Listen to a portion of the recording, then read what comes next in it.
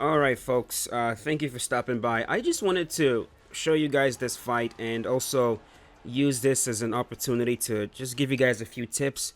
I know some of you probably at this point don't really care too much about getting good at the game. I know a lot of you don't really like EA Sports UFC 4. But for those of you that are still actively trying to learn how to play the game, specifically how to strike, um, I think this will help. It's going to cover a very specific topic, and that is, I feel like a lot of time. By the way, I am using Marvin Vittori in this fight right here, and this is actually a quick match.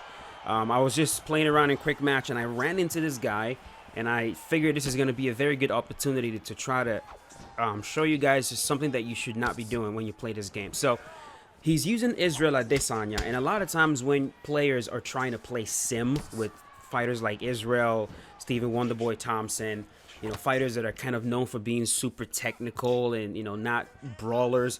A lot of times, fighters look at being technical as the same as backing up the whole entire time. Right? They go, okay, I'm being technical, so that means I have to, back up the whole entire time, play very slow, and just let my opponent move forward the whole entire time. And that's not necessarily what it means to be technical. Of course, you can play that kind of game and still be very technical, but you gotta be, especially in this game, and to a huge extent, even in real life kickboxing, there's a certain level you have to be able to back up the whole entire time in a fight and actually find success. Very few men are able to do that, including in the game. Very few players are able to do that at a very high level.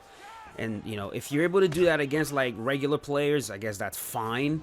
But for example, right here, he's using Israel, and the problem is he's the one that has to worry about everything. He has to worry about distance. He has to worry about the strikes that I'm throwing. He has to worry about keeping himself safe. And I, generally speaking, don't have to worry about much, because the thing about striking is the whole entire foundation of striking is distance management. That's it. How can I put myself at a distance where I'm able to hit you and you're not able to hit me? Whoever is able to control that space can win the fight. And so when you're the aggressor, as you guys can see right there, I'm the Marvin Vittori. I'm the one that's moving forward. I have like a huge amount of real estate behind me, which means that I get to decide how much energy I expend. I get to decide when I strike. If I want to just move around and not do anything, I get to decide that. And I'm able to decide that because you're not forcing me back. So right here, I'm moving forward. Look at all the space I have behind me. Okay? He doesn't have a lot of space behind him. He barely has enough room to move. Of course, he can go left, he can go right.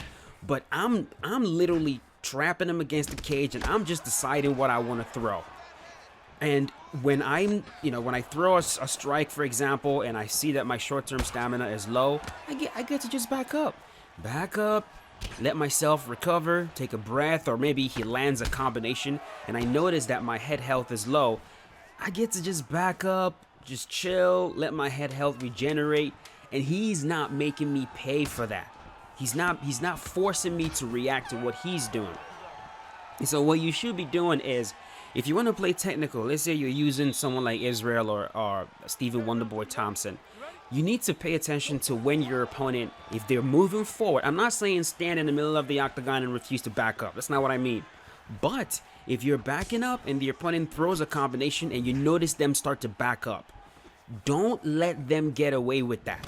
The moment they start backing up, go at them, because you need to understand that they're backing up for one or two reasons. One, they're trying to regain short-term stamina so they can go again. Or two, you've landed a solid combination and their head health is low. That's probably what's happening. So right here, he's not giving me much to worry about. I mean, look, he moves forward a little bit, and I have so much space to back up. And right there, I push him against the cage, and I'm just peppering him with shots. And so right here, he hits me a little bit, and it's also a lot easier for you to play footsies when you're the one that's moving forward, because again, you have a lot of real estate to operate. So right there, hit him, sits him down, and look at that. Now you will usually think, okay, if you're the guy that's moving forward, Your stamina should be lower because, of course, you're the one that's throwing more strikes. But as you guys can see right there, I've been able to just hit him so many times to the body and just pick at him whenever I want, that my stamina is just high. He's not making me work while low on stamina. I'll just put it that way. And you want to do that when you're playing this game. You gotta make sure that your opponent is not only, you can't allow him to only work when his stamina is completely full. You don't want to do that. So right there, what he should be doing is, the moment like right there, I'm gonna throw, and see that I'm backing up to regain. Don't stand right there. Is your chance to go at me right away. When you see me backing up to try to regain short-term stamina, go at me with a combination. Preferably a combination that will end with a body shot, like a jab straight body shot to like a roundhouse to the body. But just throw something. And then what you're going to see is that if you're moving forward, a lot of times, if the opponent is trying to regain stamina, they're going to give you ground, and it's also going to give you time to recover. So right here, you can see his head health is really low. His head health is low. His body definitely is low. I rock him with the head kick, fake to go to the body, follow up with a left hand to the head, and you guys will see me use that combo quite a few times. I fake to the body, followed by the actual shot to the head. I'm gonna hit him with that again. See, he peppers me, sees me backing up, but then he doesn't keep moving forward. Right there, he's trying to do it a little bit. He's trying to do it a little bit, but a little bit too late. Watch this, and that's it. Fake to the body, go to the head, and the fight is over. So basically, man, if you guys can learn anything from this, it's just you gotta pay attention to what the opponent is doing, and just understand that just because you're backing up the whole entire time doesn't necessarily mean that you're being technical, doesn't mean that you're being, that you're outside fighting. You can outside fight and still be the guy that's moving forward. Outside fighting is about keeping a specific amount of distance.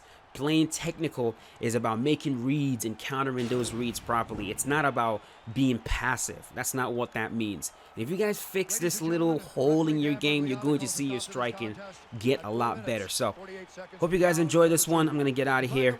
I will see you guys later. Peace out.